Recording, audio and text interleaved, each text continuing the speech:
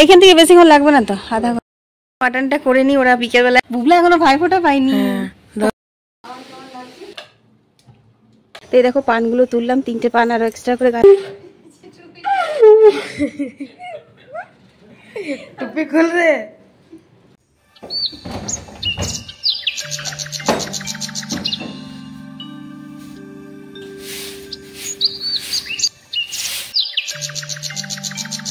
শুভ ভাইফোঁটা বন্ধুরা। পৃথিবীর সমস্ত ভাই বোনদের সম্পর্ক যেন অটুট থাকে, এই কামনা করে আজকে ব্লগটা শুরু করলাম। টাইটেল আর থাম্বনেল দেখে তোমরা আশা করি বুঝেই গেছো, অনেক বছর পর আমাদের ভাইফোঁটা হবে। আমার বাবার বাড়িতে অনেক বড় ফ্যামিলি, আমার বাবারা 7 ভাই, আমরা খুড়তো জেঠতো মিলে হচ্ছি 7 ভাই আর 8 বোন।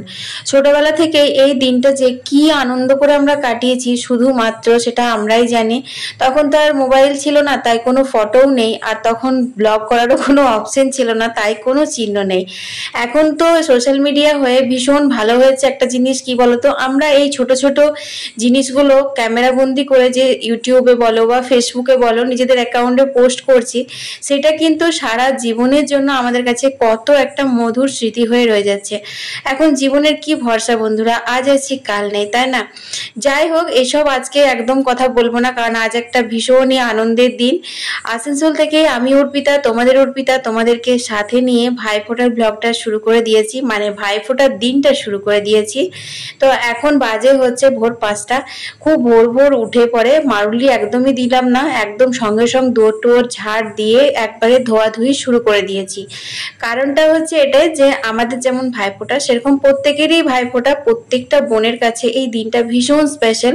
তো আমাদের বাড়িতে যে কাজ করে তাদেরও ভাইফোঁটা, তারও একটা ভাই রয়েছে, তো সেই জন্য সে বাবার বাড়ি চলে যাবে, আজকেই চলে যাবে। তো আজ থেকে ও এখন ছুটি নিয়েছে। যাই হোক, প্রত্যেক দিন তোমরা দেখো যে আমি একদম 100% এনার্জি নিয়ে কাজ শুরু করে দিই, কিন্তু আজকে তোমাদের অর্পিতা পুরো 1000% এনার্জি নিয়ে কাজ শুরু করেছে, কারণ আজকে হচ্ছে ভাইফোঁটা। আমার সব ভাইদেরকে আমি ফোন করে করে বলে দিয়েছি সবাই আসবে।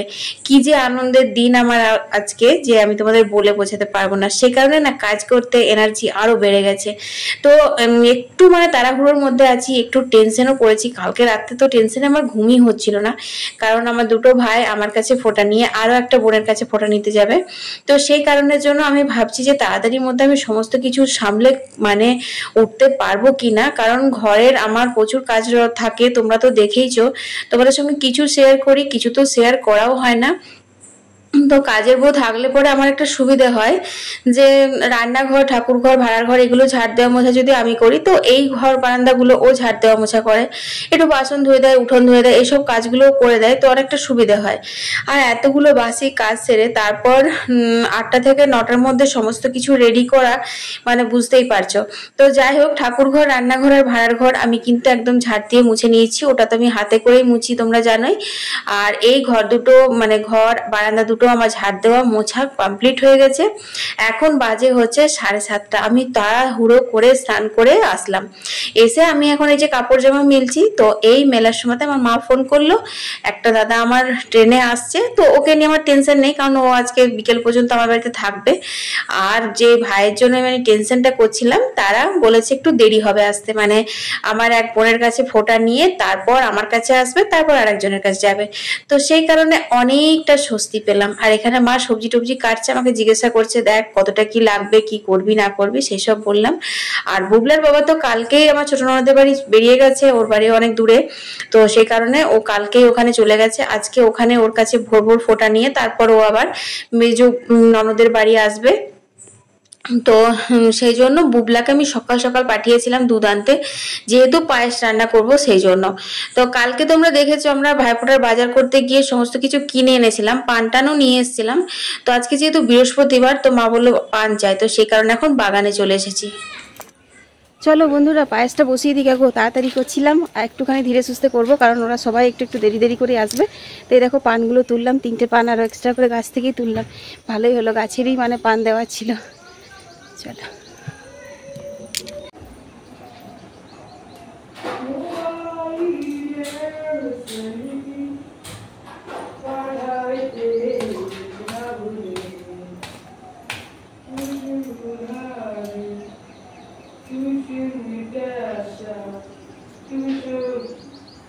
এই শাড়িটা একবারে পরে নিলাম। এই শাড়িটা ভীষণই হালকা শাড়ি, আর এটা পুজোর সময় তো আমার বাবার বাড়ি থেকে দিয়েছিল। তো তোমার পুজোতে একদিন ভেঙেছিলাম, তোমরা হয়তো দেখেছো, নবমীর দিন সকালে পরেছিলাম। তারপর থেকে তো ঢোকানো হয়নি, তাই ভাবলাম না এটাই পরে নি। এটা পরে আমার মানে কাজ টাজ করতেও বেশ সুবিধে হচ্ছে, বাকি ভারী শাড়িগুলো পরে তো কাজ টাজ করতেই পারি না। তো এখন আমি দেখো ঘরের তুলসী মাকে জল দিয়ে, সূর্যদেবকে জল দিয়ে যে ঘরের নিত্য পুজোটা সেটা টুকটাক করে নিচ্ছি। তো নিত্য পুজো বলতে তোমার বাবা বলাকে জল দিলাম একটুখানি, বাকি তো মাই করবে। আর আজকে বৃহস্পতিবার, ঘর পাল্টাতে হবে। তো আমি ঘর টট সমস্ত কিছু ধুয়ে টুয়ে জল ভরে দিয়েছি, সব পরিষ্কার করে দিয়েছি। আর এখন আমি ফোটার থালাটা সাজিয়ে নিচ্ছি। তো একটা থালার মধ্যে আমি পান, কলা, পৈতে, তারপর তোমার সুপুরি এসবগুলো নেব। আর একটা ছোট মতন রেকাবি মতন বের করেছি, দেখতেই পাচ্ছ। ওটার মধ্যে আমি যে চন্দন, তারপর ধান, দূর্বা লাগে সেই সমস্ত কিছু নেব। তো তোমার ইঁদুর মাটিও লাগে, কিন্তু এখন আর এই পাকা বাড়িতে ইঁদুর মাটি কোথায় পাবো, তো ইঁদুর মাটি। তো বন্ধুরা এগুলো সব জোগাড় করে নিলাম। এরপর আমি চন্দন ঘষি। আর দেখো তোমাদের সঙ্গে শেয়ার করিনি, সকালে আমি একটুখানি শিশির নিয়েছিলাম, তো এই শিশিরটা দিয়ে এখন চন্দনটা ঘষে নেবো। শিশির নিতে নাকি? হ্যাঁ, শিশির দিয়ে ঘষতে শুধু চন্দন ঘষা দিলে।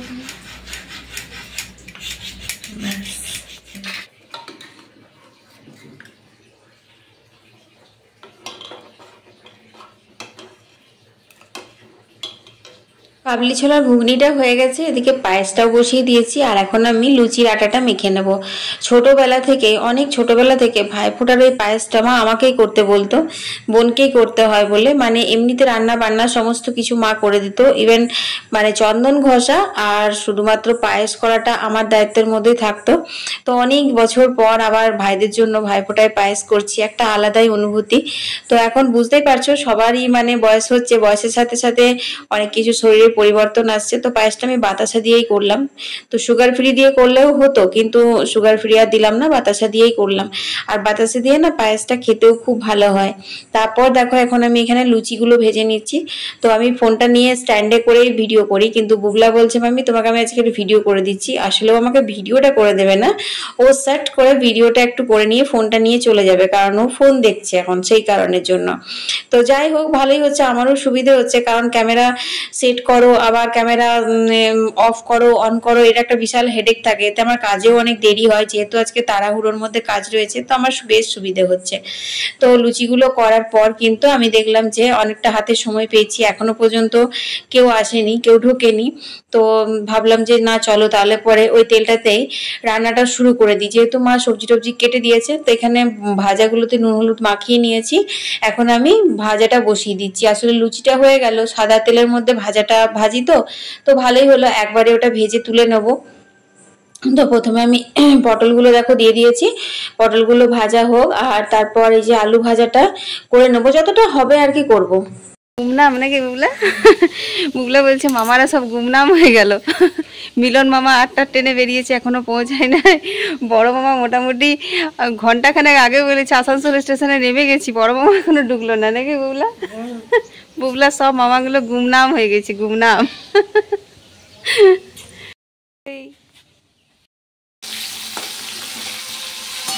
যে মানে আমি কাল থেকে এতটা পরিমাণে টেনশন করছিলাম, মানে টেনশনটা একমাত্র করছিলাম কাজের বউ নেই বলে। যাই হোক, তো সেই মানে আমার আজকে কি যে তাড়াতাড়ি রান্না বান্নার কি তাড়াতাড়ি জোগাড় যন্ত্র যে হয়ে গেল তোমাদের বলে বোঝাতে পারবো না। আসলে আজকে আমি পুরো 4টের সময় অ্যালার্ম দিয়ে রেখেছিলাম, তাই 4টের সময় উঠে দেখছি বিশাল অন্ধকার। বললাম এত অন্ধকারের মধ্যে আমি কি কাজ সারবো, তখন একটুখানি শুয়ে পড়লাম। তারপর 4:30টের সময়তেই উঠে পড়েছি। তো সেই কারণে না সকাল সকাল সমস্ত কাজ হয়ে গেছে, আর রান্না বান্নাগুলো দেখো কি সুন্দর হয়ে যাচ্ছে। তো ভাজাগুলো হয়েই গেল। তারপর ভাবলাম না তাহলে কুমড়োর তরকারিটাও চাপিয়ে দিই। তো নিরামিষের মধ্যে এই যে 2 রকমের ভাজা করছি, ডাল হবে, চাটনি হবে, আর কুমড়োর তরকারি হবে। আর আমিষের মধ্যে চিংড়ি মাছ করবো আর মাটন করবো। তো এতগুলো রান্না করবো এক এক করে। তো যাই হোক, এখন কুমড়োটা হোক, ততক্ষণে ভাবছি আমি প্লেটগুলো সাজিয়ে নিই, কারণ আমার 2জন দাদা চলে এসেছে। আমার দাদা চলে এসেছে, আর যে মিলন দাদা বলছিলাম ও চলে এসেছে। তো ওদেরকে ভাবছি ফোঁটাটা দিয়ে নেবো, কারণ ভাইয়ের আর বুবাইয়ের আসতে, মানে আমার 2টো ভাইয়ের আসতে একটু দেরি হবে। ওরা এক বোনের কাছে ফোঁটা নেবে, তারপর আমার বাড়ি আসবে। তো সেই জন্য এখন দেখো ওদের দুজনাকার জন্য আমি প্লেটটা সাজিয়ে নিচ্ছি, ওদেরকে ফোঁটাটা দিয়ে নেবো। আর কুমড়ো তরকারিটা আমি সিমে করে দিয়েছি, সেজন্য কোনো টেনশন নেই, ওটা হোক ওদিকে। তো প্রথমে আমি পায়েসটা সাজালাম, কারণ বলে যে মানে ফোটার সময়তে পায়েসটাই আসল, তো সেই কারণে। আর এই যে পোলাওটা দেখছো, এটা হচ্ছে আমার কালী পুজোর দিন আমি বানিয়েছিলাম, তো একটু বেশি করে আমি বানিয়েছিলাম। ভাইফোঁটা হবে জানতাম না, কিন্তু দাদা আসবে সেটা আমি জানতাম, তো সেই কারণে একটু বেশি করে বানিয়েছিলাম। আর প্রসাদটি তো ওর জন্য রেখে দিয়েছিলাম, তো আজকে ভালো করে গরম করে দিয়েছি, আজকে ওদেরকে ওটা দিচ্ছি।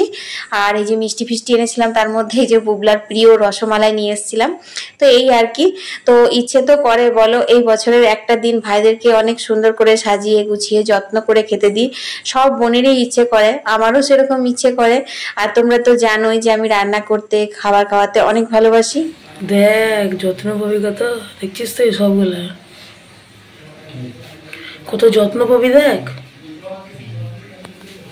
কিছু কিছু অরিজিনাল ভয়েস আমি এই ভিডিওর মধ্যে রেখেছি, কারণ ভীষণ আমার ভালো লেগেছে। তো এই কথাটা দাদাকে বুবলা বলছিল, আসলে আমার দাদাকে আর ভাইকে দুজনকেই কিন্তু বুবলা ছোট থেকে তুই তুকারি করে বলেছে, তো মানে আমি যেহেতু তুই দিয়ে বলতাম সেই জন্য ও বলেছে। তো এখনো পর্যন্ত মানে তুই তুকারি দিয়েই বলে, অনেকেই বলেছে মামাদেরকে তুই তুকারি করতে নেই, আমরাও জানি, কিন্তু বুবলা আর মানে চেঞ্জ করতে পারছে না, যেহেতু ছোট থেকে বলেছে। তো ওই যে প্লেটগুলো সাজিয়েছি না, সেই কারণে বুবলা বলছে দেখ তোরা কত যত্ন পাবি, দেখছিস তো। আসলে কি বলতো, বুবলা তো বোন নেই, ও এইরকম ভাবে যত্ন করে পায় না, পাওয়া হয় না। ওর পিসির বোন আছে, ওর পিসতো বোন মাম দিদি আছে, ওর মাম দিদির কাছে ও ফোঁটা নিতে যাবে, কিন্তু এখন আপাতত তো দেখছে যে মামাদের জন্য মাম্মি এত কিছু যত্ন করছে, ওইটা একটুখানি মানে ওর লাগছে, এই আর কি। তারপর মানে বলতে পারো ও জ্ঞান হওয়ার পরেই প্রথম দেখছে আমার ভাইফোঁটা দিতে। না, একবার দেখেছিল, হ্যাঁ বাবার বাড়িতে একবার গেছিলাম 2-3 বছর আগে একবার হয়েছিল, তখনও দেখেছিল। তো যাই হোক, তো দেখো এখন আমি দুই দাদাকে ফোঁটা দিয়ে নিচ্ছি, তারপর ভাইদেরকে ফোঁটা দেবো।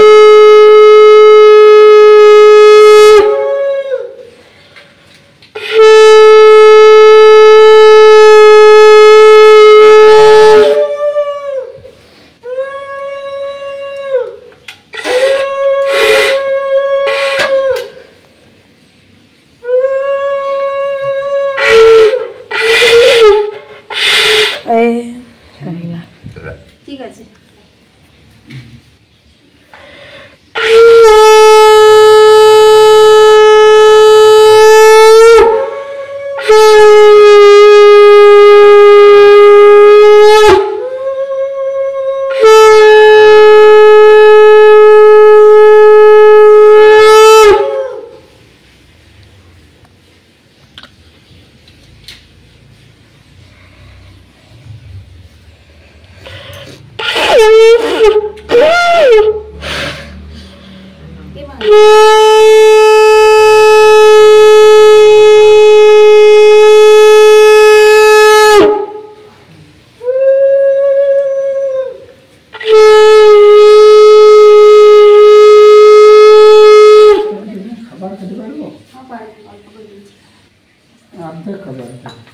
আর দেখলে খা ও একটা করে রান্না করার সাজন বুঝে বুঝে হলো না রে। কই ছোট মামার এলো না তো? দিয়ান বললো গায়ে ছানতে জন্য 9টার সময় বেরিয়েছে। গায়ে ছানতে জন্য 9টা থেকে বেরিয়েছে। গায়ে ছান থেকে ওদের বেরোতে বেরোতে মোটামুটি 10টা 10:30 বেজে যাবে।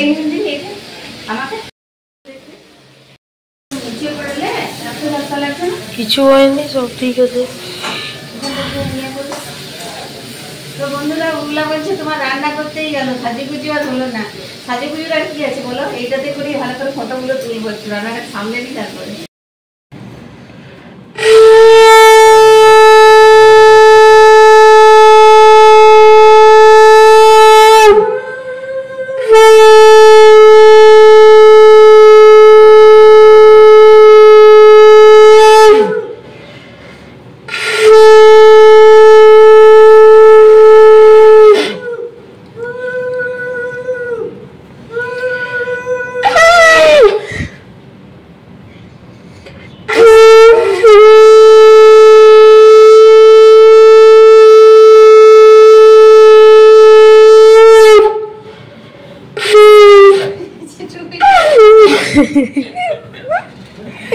টুপি খুল রে।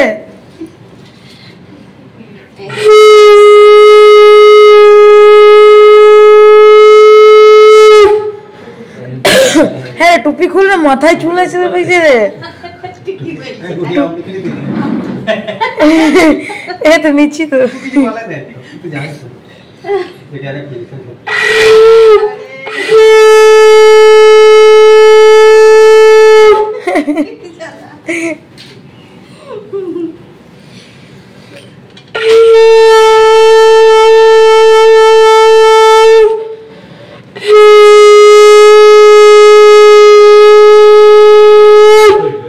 হ্যাঁ তো ছোটবেলাকার ভাইফোঁটা আর বড়বেলাকার ভাইফোঁটার মধ্যে একটু তো তফাৎ থাকবে। বয়সের সাথে সাথে আমাদের কারোর চুলে পাক ধরেছে, কারোর টাক পড়েছে, এসব নিয়ে বিশাল হাসাহাসি হচ্ছিল। তো এইগুলোই আর কি মধুর স্মৃতি হয়ে থেকে যাবে বন্ধুরা। তো ওটা নিয়ে ভাই টুপিটা খুলছে না, তো সেই কারণে একটু হাসাহাসি হয়েছিল। তো যাই হোক, সেগুলো তোমাদের সাথে শেয়ার করেছি। আর এখন দেখো এদেরকে তো দিয়েছি, কিন্তু এরা এখন কিছুই খাবে না বলছে, কারণ আর একটা বোনের বাড়ি যাবে বলে, আবার বিকেলে আসবো বলছে। কিন্তু আমার তো মনেই হচ্ছে না যে ওরা আরো বিকেলে আসবে কি না, এরকম লাগছে। তো যাই হোক, এখন আমি ওদেরকে দিয়ে তারপর বাকি কিন্তু রান্নাটাও বসিয়ে দেব। মাছটা হয়ে গেছে, মাছটা নামিয়ে নেব। আর এই যে দেখো, এখানে আমরা 4 জন মিলে কয়েকটা ফটো তুললাম। তো এই দিনগুলো প্রতি বছরই আসুক, এটা আমি মন থেকেই চাই। আর আমার ভাইরা প্রত্যেক বছর এসে আমার হাতে ফোঁটা নেক, সেটাও আমি মন থেকে চাই, কারণ আজকে আমার ভীষণ আনন্দের দিন। 11:30 এইখান থেকে বেশিক্ষণ লাগবে না তো, আধা ঘন্টা খুব জোর। মাটনটা করে নি, ওরা বিকেলবেলায় আসবো বললো, আসবে কিনা জানি না। এই দাদা আর মিলন দাদা থাকলো। কি বাবাকে ফোন করবে? বাবা এখনো আসেনি, এখনো বুবলা এখনো ভাইফোঁটা পাইনি, কপালটা ফাঁকা ফাঁকা লাগছে। তো বন্ধুরা, না তো শুভ সন্ধ্যা আর না বিকেল, এখন বাজে রাত্রি 11টা। খাওয়া দাওয়া সমস্ত কমপ্লিট হয়ে গেছে। দেখো বেসিনের আর একটাও বাসন নেই, সব বাসন আমি ধুয়ে নিয়েছি। হ্যাঁ বাসন রয়েছে, সেটা হচ্ছে এই যে কুকারটা মাংস হয়েছিল ওইটা রয়েছে, আর পায়েসের হাঁড়িটা রয়েছে। এই দুটো আর দুপুরেও মানে মাজতে এনার্জিতে গুলোয়নি। দুপুরে খাওয়া দাওয়ার পর অনেক এত বাসন হয়েছিল, মা বলছে যে বাপরে উল্টি তুই কত বাসন করেছিস এটো। সেগুলো মাজতে মাজতে এতটা পরিশ্রম, মানে এতটা ক্লান্ত হয়ে গেছিলাম যে পায়েসের হাঁড়িটা আর কুকারটা মাজলাম না, বললাম রাত্রে মাজবো খাওয়ার পর। এখনও এনার্জি পাচ্ছি না, এখন থাক, কালকে সকালবেলাতে এটা মাজা দিয়ে ভিডিওটা শুরু করব। কালকে সকালবেলা মাজবো। তো তোমার দাদাও চলে গেছে, মিলন দাদাও খেয়ে দিয়ে বেরিয়ে গেছে। তারপর তো আমি আর দাদা খেলাম, দাদাও বেরিয়ে গেল। তারপর বুবাই আর ভাই এসেছিল একবার, এসে একটু দেখা টাকা করলো, গল্প টল্প করলো, ওরাও বেরোলো। তারপর বুবলা ঝুঁক ধরেছিল যে যেতে হবে ঠাকুর দেখতে। ওই যে তোমার একটা নিউ টাউনে, আসানসোল নিউ টাউনে তোমার ইয়ে করেছে, ডিজনিল্যান্ড একটা ভালো প্যান্ডেল করেছে, সেটা দেখার জন্য। তো না তো আমার এনার্জি আছে না ওর বাবার। ওর বাবাও একবার আদ্রা থেকে এসেছে, তারপর আবার মেজদির কাছে গেছিলো, ছোটদির কাছে, ওর কাছে ফোঁটা নিয়েছে। ওরও জার্নি হয়েছে, ও বলছে না পারবো না, আমিও পারবো না, সেজন্য তো গেলাম না। মেয়েও তো রাগ করে পড়া করলো, ভালোই হলো, যা হয় ভালোই হয়। তারপর খাওয়া দাওয়া করলাম। এতক্ষণে মনে পড়ছে যে আমি সেই ভিডিও করেছি ফোঁটার, তারপর আর কিছু ভিডিওই করিনি। কাজে কাজে কাজে কাজে একদম মনে ছিল না। কাজের থেকে মানে এত আনন্দ করলাম আজকে, আমি এত হাসি খুশি কাটালাম। অনেক বছর পর এরকম হাসি খুশিভাবে ভাইফোঁটাটা কাটালাম। যে বছর ফোঁটা হয় ওখানে যায় সে বছর তো খুবই ভালো কাটে, কিন্তু আমাদের তো ফোঁটা হয়ই না। আর না হলে ব্যাস, ফোঁটা নেই তো বাবার বাড়ি কেন যাবে, এখানে থাকতে হয়। তা এত মন খারাপ লাগে, চারিদিকে শাক বাজে, উলুধ্বনি দেয়, আর আমি চুপচাপ বসে থাকি। বুবলার বাবা তো বুবলাকে নিয়ে বেরিয়ে যায় ননদের বাড়ি ফোঁটা নিতে নিতে, ওর সারাদিন কেটে যায়, সন্ধ্যাবেলায় ঘর আসে, আর আমার খুব খারাপ কাটে। তার জন্য আজকে খুব খুব খুব আনন্দ করেছি, খুব ভালো কেটেছে। তো চলো আজকে ভিডিওটা এখানেই শেষ করে দিচ্ছি। আর বকবক করবো না, কারণ এখন রাত্রি তোমাদের সঙ্গে বকবক করতে করতে দেখো 11:15 হয়ে গেল। তো চলো এখন শেষ করে দিই ভিডিওটা। কালকে আবার একটা নতুন ফ্রেশ ভিডিও নিয়ে হাজির হয়ে যাবো। আমি অর্পিতা, তোমাদের অর্পিতা, টাটা।